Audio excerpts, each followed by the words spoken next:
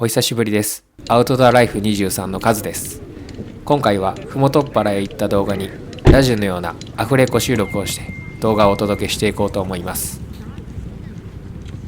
普段は語らない動画の裏側も公開していきます。初めての挑戦ですが楽しんでやっていこうと思います。それでは動画スタート。ふもとっぱらへ来ているからには富士山を眺めたい。なので富士山が見えるかどうか心配しながらこの時設営をしていた。果たしてこれから富士山はずっと見ることができるのだろうか。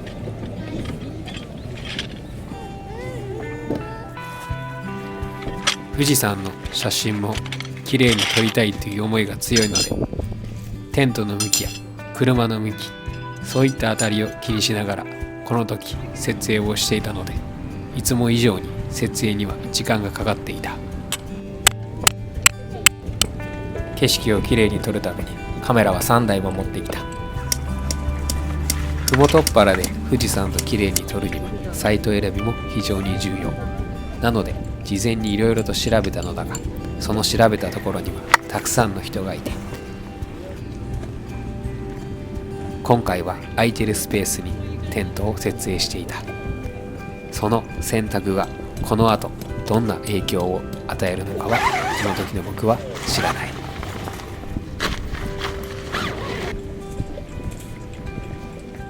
順調に設営はできているが、ここで忘れてはいけないのがふもとっぱらの風の強さである。今は風が落ち着いていて安全だが、この後どうなるかはわからない。テントの倒壊だけは避けたい。そんな思いから今回は初めからテントを固定して万全に備えた。珍しくたくさんの方に囲まれながらのキャンプなので、それはそれで新鮮な気持ちでキャンプすることができそうだ。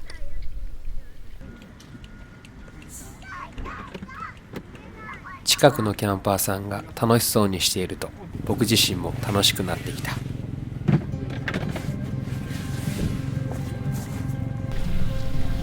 自然の中で静かにキャンプするのもいいが、たまにはこういった楽しそうな雰囲気の中でキャンプするのも悪くないなと思う瞬間であっ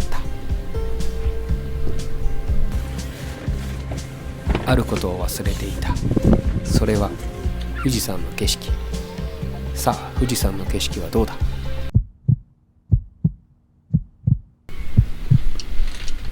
座って富士山の景色を確認してみた。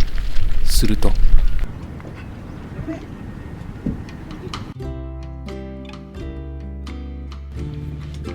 残念なことに雲で隠れてしまっていた。なかなか見せてくれない富士山、なんとも歯がゆい。正直なところふもとっぱらへ来ても富士山が見れないことはある。そんな簡単に見れない富士山だからこそ、このキャンプ場で富士山が見れた時の喜びが爆発するのかもしれない。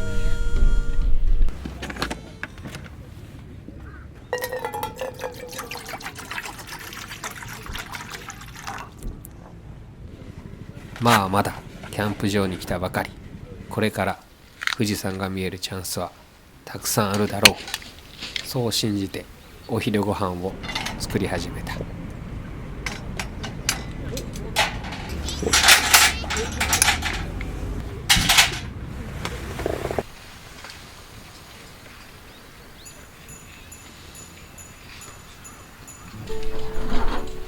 設営後はお腹が減っているのでサクッと作れるキャンプ飯。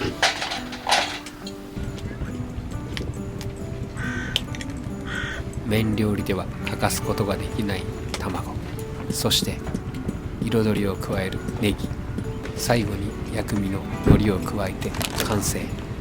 僕の大好きな月見そばの完成だ。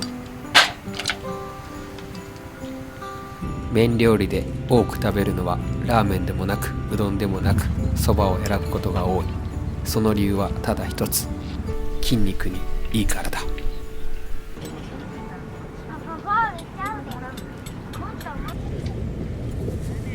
しかしこのそばでは足りなかったらしい。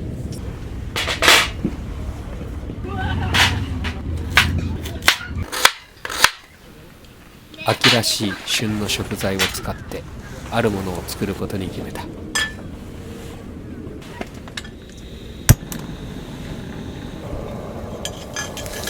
バターのとろける香ばしい匂い、そのバターの海へお芋を投入してい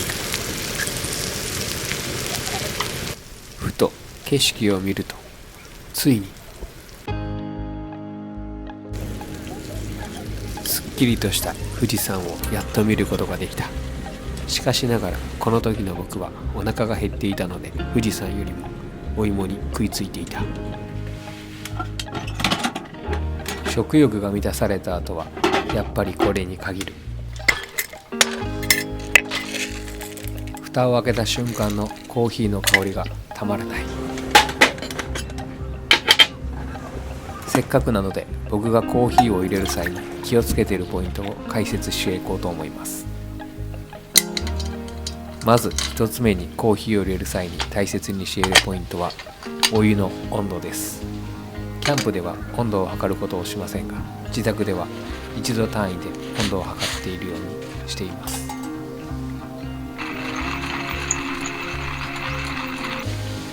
キャンプでは温度を測りませんが、だいたい85度から90度で入れるようにしています。2つ目のポイントはドリップスピード。自分の好みに合わせてスピードを調整しています。遅くない速度、速くないスピード、ちょうどいい速度。この2つのポイントを考えてキャンプではコーヒーを入れている。さあ富士山を見ながらコーヒーを飲もうと思っていたが、見えなかった。富士山の景色を眺めようとすれば富士山は隠れる。なんともタイミングの悪いこの男。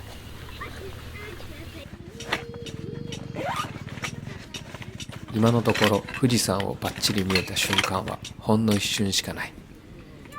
夜までに何とかして富士山を見てみたい。そんなことを思いながらこの時コットを組み立てていた。果たしてこの男はこの日に富士山を見ることができるのだろうか。今のところ富士山はガスに包まれている。刻々と時間は過ぎ、夕方に近づいていった。山の上と同じで、麓っ腹も富士山をなかなか眺めることができない。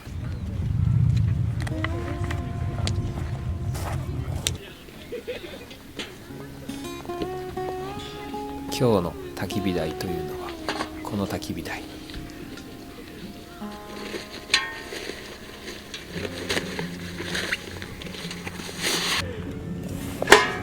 ソロストーブ、キャンプファイヤー。この焚き火台は長年使っているお気に入りの焚き火台。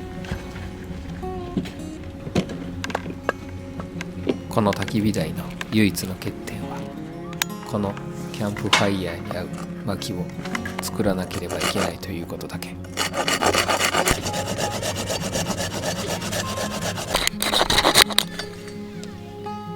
焚き火をする前は気温が下がり寒さを感じるが、薪を切っていると自然と体が温まる。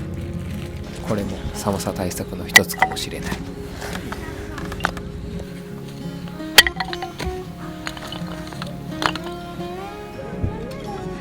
キャンプをしている時に集中することなんてないが、唯一集中するのはこのフェザースティック作り。果たしてきれいにできるか。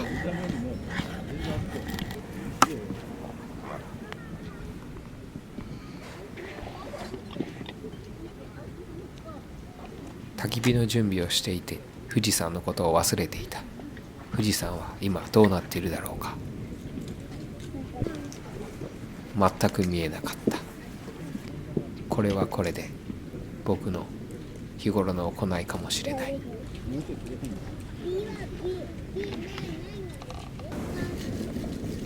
この日の富士山は諦めて、もう焚き火を楽しむことに決めた。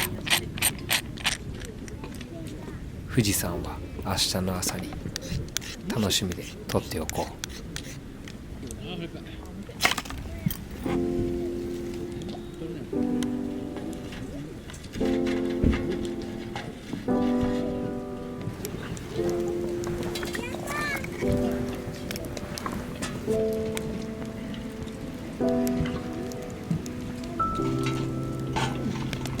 やっぱりキャンプの醍醐味は焚き火。もちろん今日も焚き火で料理していく。正直なところ焚き火料理をしている時は楽しいが、その後のすすを取ったりするのは焚き火料理のデメリットかもしれない。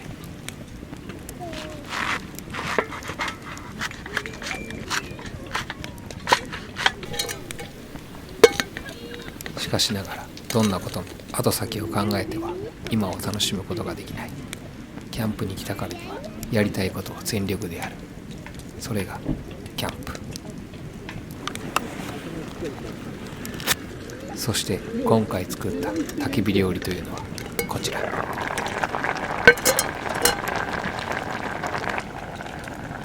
冬の定番キムチ鍋の完成。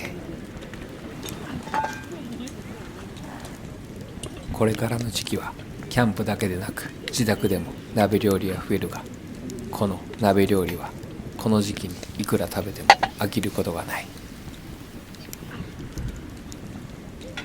もちろん鍋料理にもこの麦酒が必要だ。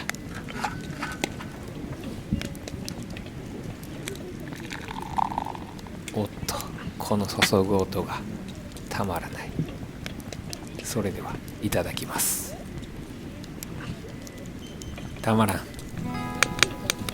焚き火を見ながら麦酒を飲むだけで幸せになれるこの瞬間がたまらない。それにキャンプに来ると胃袋がいつも以上に膨れ上がる。食欲が止まらない。この現象は僕だけではないはず。キャンプを経験した方は必ずこの現象に陥る。そして今回食べる締めの料理はチゲチーズラーメン。締めの料理を食べなければキャンプの夜は終わらない。今回は王道のラーメンを選択した。日常でも締めは食べるが、キャンプで食べる締めのラーメンは体にしみる。うまい。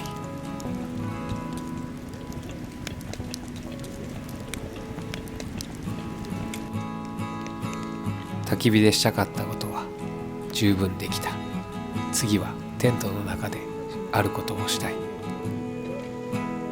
キャンプに来ると時間の流れはゆっくりだが、やりたいことが多すぎてたまにタイトなスケジュールになってしまう時がある。正直な話、このことはキャンプだけではなく日常でも起こっている。やりたいことを一日に詰め込みすぎてパニックになっていることがたまにある。これは性格上の問題なのかもしれない。30歳を過ぎると性格はなかなか変わらないと言われているが、果たして僕は変わることができるのだろうか。キャンプの夜はあっという間に時間が過ぎる。明日は富士山を眺めることができるだろうか。祈りながらこの時眠りについた。次の日の朝、緊張しながらテントを開けた。なんと雲一つない富士山が目の前に現れた。見たかった富士山が見れて景色に圧倒された。この景色を見るために麓っ腹へやってきたので非常に満足していた。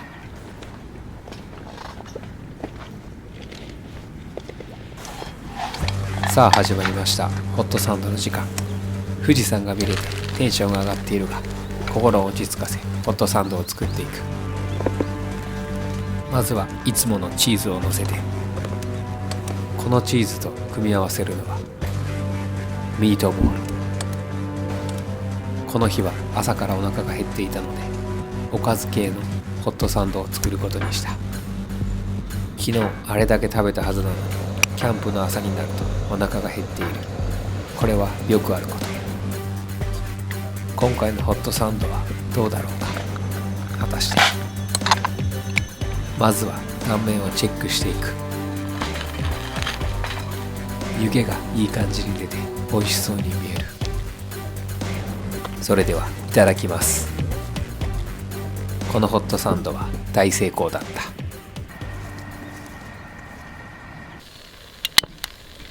ホットサンドが成功して、そして昨日見れなかった富士山がくっきりと見えている幸せな空間。そんな空間の中で飲むコーヒーは格別に違いない。このコーヒーを飲んだ後はたくさんカメラで富士山を撮影した。その様子はインスタグラムで公開しようと思います。今回はいつもと違ったアフレコで動画をお届けしました。皆さんいかがだったでしょうか。個人的にこのアフレコは恥ずかしかったです。この動画がどうだったかは YouTube のコメント欄で教えていただければ嬉しいです。いつもと違った動画もたまにはアップしていこうと思います。そしてお知らせがあります。お久しぶりです。アウトドアライフ23のカズです。お知らせがあり動画を回しています。来週11月28日火曜日夜8時から YouTube ライブをしようと思います。今年最後の YouTube ライブになると思いますので、お時間がある方はぜひ遊びに来ていただければと思います。